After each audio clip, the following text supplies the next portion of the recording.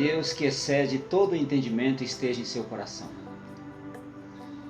Quero compartilhar com você um assunto de muita importância na Palavra de Deus. Acompanhe comigo agora, pegue sua Bíblia, se possível, e vamos examinar a Palavra de Deus. Está aqui no capítulo 7 do Evangelho de Jesus Cristo segundo Marcos. Capítulo 7, do versículo 1 até o versículo 13. E ajuntaram-se a ele os fariseus e alguns dos escribas que tinham vindo de Jerusalém.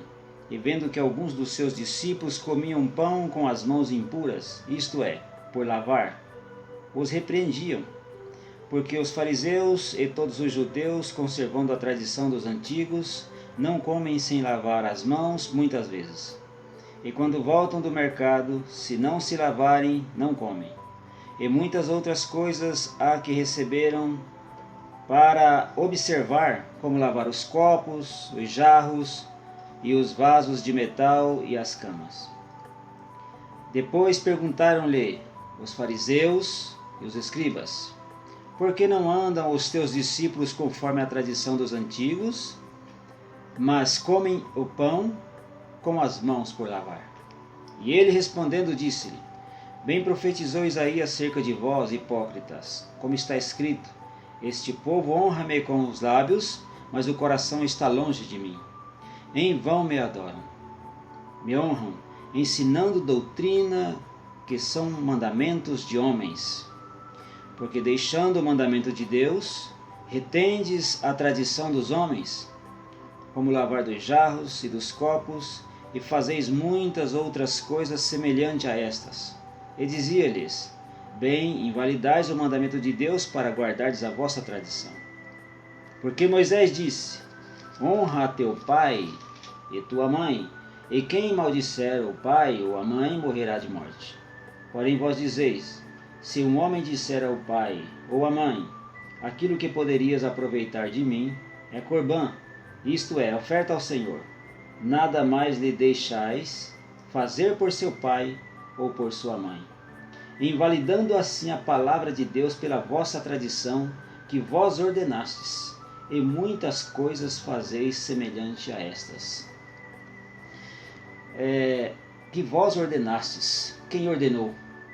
São preceitos de homens, doutrinas de homens, porque eles mesmos que ordenaram, e não Deus ordenou. O assunto aqui é tradição dos homens ou a palavra de Deus? O que é mais importante? O que é a verdade? Esses fariseus tinham a tradição dos antigos, a tradição dos anciãos. Lembrando que esses anciãos referente a esse texto não é os anciãos da igreja, os anciãos do povo, os anciãos de Israel. E esses anciãos, eles colocaram então, além da lei de Moisés, acrescentaram algumas coisas e colocaram ali para aquelas pessoas guardarem. E isso que acabamos de ler: lavar os copos, lavar os jarros, lavar as mãos antes da refeição, lavar as camas. Tudo isso foi colocado para que aquele povo observasse como fazendo parte da sua fé, da sua tradição religiosa. Jesus Cristo aqui jamais está condenando e dizendo que não temos que ter higiene. Não é isso. Muito bem, lavar as mãos, lavar os jarros, lavar os pratos, isso mesmo, temos que ter esse zelo. Mas veja, nada disso pode se acrescentar à palavra de Deus como doutrina de Deus, como sendo mandamentos de Deus. Porque isso na verdade é uma tradição de homem que querem acrescentar a palavra de Deus. E o pior que esses estatutos paralelos, essa doutrina de homem, acaba invalidando a palavra de Deus. Entra em conflito com aquilo que Deus ensinou. A mensagem é: será que hoje a igreja está realmente atentando mais para a palavra de Deus ou para a doutrina dos homens? Ou para os ensinamentos dos homens? Os ensinamentos, os estatutos, aquilo que eles dizem, é coerente com a palavra de Deus? Veja bem que Jesus Cristo tinha então consigo um compromisso. Ele até chorou sobre Jerusalém por ver aquelas pessoas naquela situação de tanta escravidão.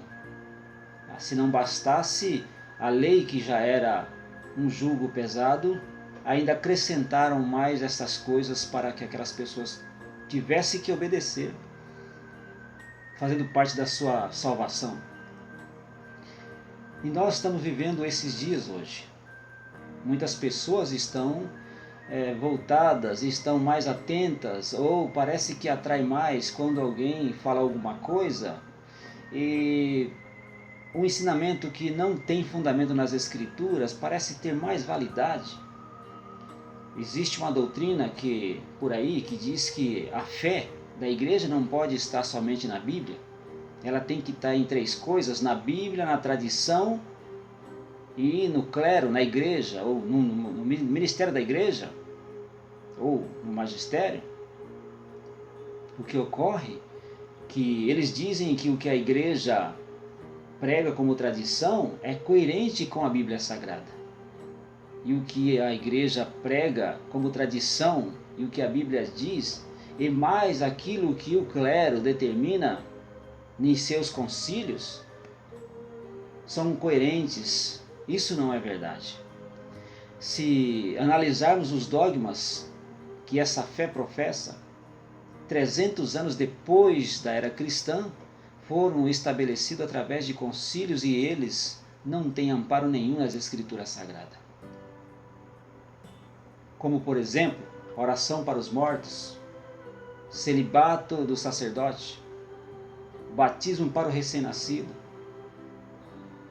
o dogma da Imaculada Concepção de Maria, a exaltação de Maria, a ascensão de Maria e dos santos, o purgatório, tantas outras coisas, que tudo isso veio como tradição e não veio dos pais da igreja. Porque quando os pais da igreja citavam a tradição, eles estavam se fazendo referência àquilo que os mesmos apóstolos disseram.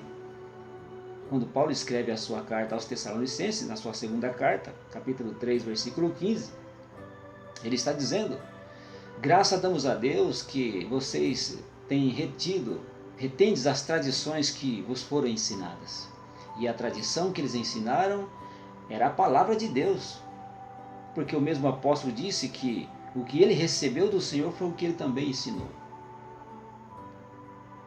Mas quando olhamos nesses dogmas, que entra em choque, que conflita a palavra de Deus, isso é o grande perigo e a situação que estamos vivendo. Então, por exemplo, nós não encontramos nas Escrituras Sagradas a ascensão de Maria. E há-se uma ideia ou um preconceito lá fora de que os cristãos odeiam Maria, a mãe de Jesus. Isso não é verdade. Nós amamos como irmã na fé. Ela foi a mãe do Salvador segundo a carne. Mas não podemos aceitar que ela seja medianeira, que ela seja honrada como Deus. Ela não tem os atributos de Deus. Quem morreu na cruz foi Cristo, foi o Filho, não foi a mãe. Então veja bem que a tradição ela acaba invalidando a palavra de Deus. Eu gostaria que você conferisse comigo.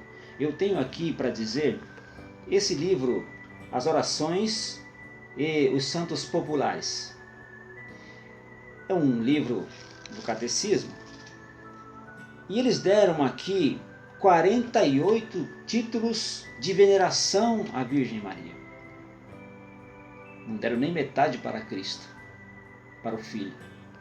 E 3 desses títulos que eu quero destacar aqui acaba invalidando a palavra de Deus. Por exemplo, Maria é a sede da sabedoria. Está aqui na página 47. Maria é a porta do céu. Maria é a estrela da manhã. Segundo as Escrituras Sagradas, conforme registra em Colossenses capítulo 2, versículo 3, a Escritura diz que em Cristo, nele está escondido todos os tesouros da sabedoria. A pergunta é, quem é a fonte da sabedoria? É Cristo ou é Maria? Diz que Maria é a porta do céu. Jesus Cristo disse no capítulo 10 do Evangelho de João: Eu sou a porta que ao céu conduz. Quem é a porta? É Jesus ou é Maria?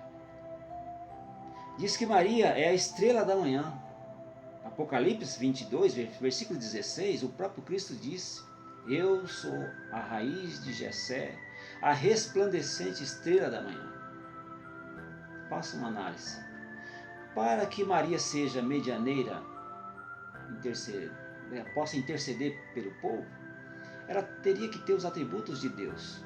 Teria que ser, no mínimo, onisciente, saber todas as coisas, onipresente para estar em todos os lugares, e onipotente. Esses atributos só tem o Filho de Deus. Somente na Trindade nós encontramos essa atribuição. Deus, sim, o Filho, o Pai, o Filho e o Espírito Santo são onipotentes, onipresente e onisciente. Não encontramos nas Escrituras Sagradas a ascensão de Maria. Se os acontecimentos que aconteceu, que Maria estava, ficou registrado nas Escrituras, tais como quando Cristo estava sendo crucificado, ela estava lá. Os apóstolos registrou esse fato. Quando o Senhor Jesus foi ascendido ao céu, os discípulos voltou e ficou no cenáculo em Jerusalém. Ela aparece ali também, foi registrado o nome dela. Quando nas bodas de Caná, naquela festa, Maria estava lá, aparece também o nome dela. Será que as Escrituras deixariam de registrar o momento mais importante, que seria da sua ressurreição? Por que será que as Escrituras Sagradas não registrou então a ascensão de Maria, a ressurreição de Maria? E as Escrituras não registram. Porém, eles dizem que Maria foi ascendida ao céu com corpo e alma. E por isso eles acreditam que ela pode ser medianeira. Mas a Escritura diz: há um só mediador entre Deus e os homens. Jesus Cristo, homem. Esse é o único mediador entre Deus e os homens. Então vemos, hoje a palavra de Deus, porque nós temos que considerar que isso é a palavra de Deus, e o próprio Cristo se identifica com ela. O Senhor Jesus diz, quando naquela oração que fez para Deus, aos seus discípulos, ele diz: eu dei a tua palavra é a verdade. No céu testifica três coisas: o Pai, o Espírito e a palavra. Mas também ele disse: eu sou a verdade, o caminho e a vida. E quem é então a verdade? A verdade é Cristo, a verdade é a palavra. Então a pergunta é: o que é verdade? A tradição ou a palavra de Deus? Será que podemos então ficar com as três coisas ao mesmo tempo, quando uma coisa choca com a outra? Se as Escrituras diz que para se batizar precisa crer, precisa ter arrependimento, mas aí batiza-se uma criança recém-nascida que não tem essa capacidade. Será que podemos então acreditar em um purgatório, um meio de justificação além da cruz do Calvário? Será que podemos acreditar então que há a intercessão dos santos?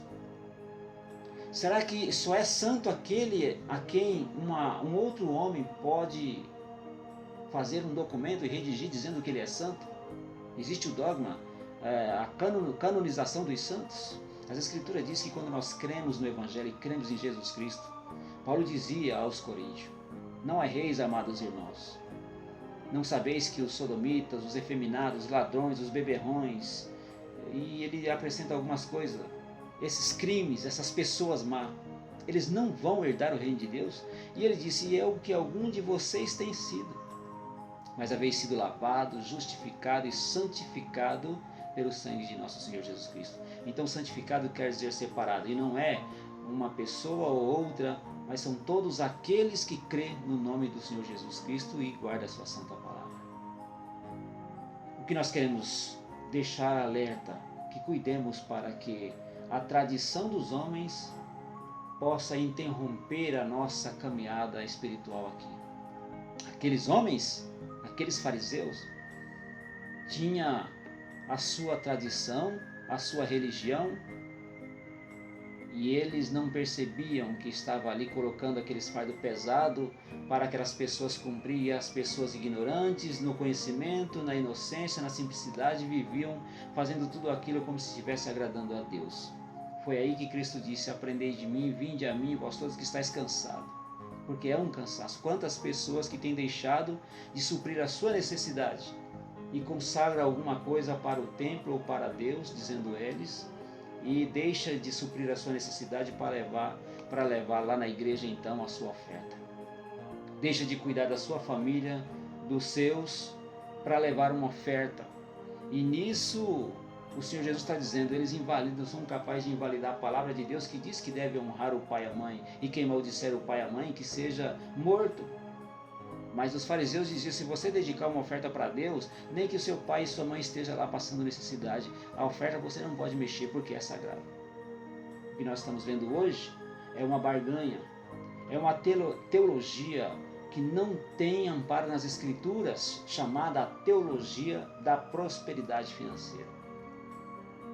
Agora, faz a sua propaganda, faz o seu mercado dentro do templo e as pessoas estão sendo alienadas. Agora, quando acaba de fazer a pregação, aparece no rodapé da TV a conta para você depositar. Teve alguém que já pregou sobre trismo, nunca apareceu nas Escrituras essa palavra. Mas agora, se não bastasse o dízimo, agora tem o trízimo. Olha só onde chegamos. E tudo isso que vem fora da palavra de Deus como tradição de homens. No capítulo 15 de Mateus, ficou uma passagem muito importante. O Senhor Jesus disse, toda planta que meu Pai Celestial não plantou será arrancada.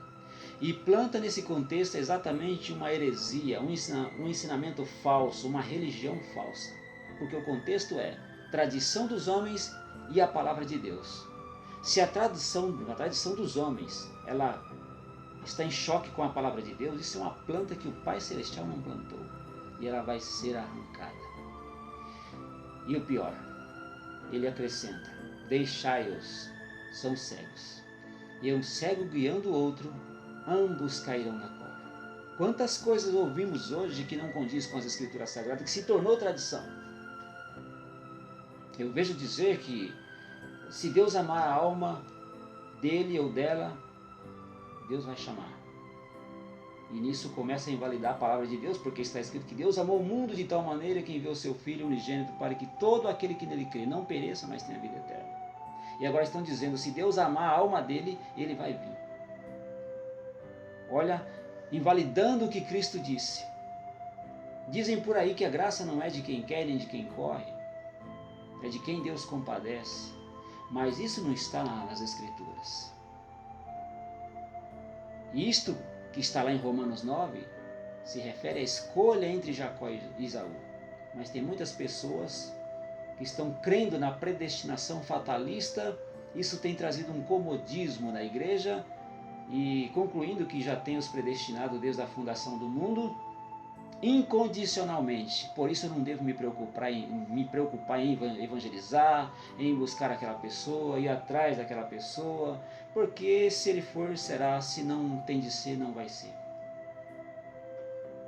Às vezes a gente ouve alguém que vai buscar uma palavra, uma confirmação de Deus, se é para pregar para uma família, se é para ir anunciar o evangelho para alguém. Quando na verdade o mandamento é ir por todo mundo pregar o evangelho. E ainda mais, além de invalidar a palavra de Deus, nós estamos percebendo um grande comodismo, porque como se fosse a atribuição de evangelizar o mundo estivesse em Deus ou nos anjos. E isso não ficou para os anjos, ficou para a igreja. Então vamos ficar atentos na palavra de Deus para que essa tradição não venha a corromper os nossos sentidos, e poderemos pagar caro por isso, porque nada se paga, nada se compara, nada pode pagar o valor de uma alma. Cuidemos enquanto é tempo. Que Deus ilumine os nossos corações, as nossas mentes, e possamos prezar a palavra de Deus, ao invés de uma tradição que não se fundamenta e que não tem coerência com as Escrituras Sagradas. Que Deus te abençoe.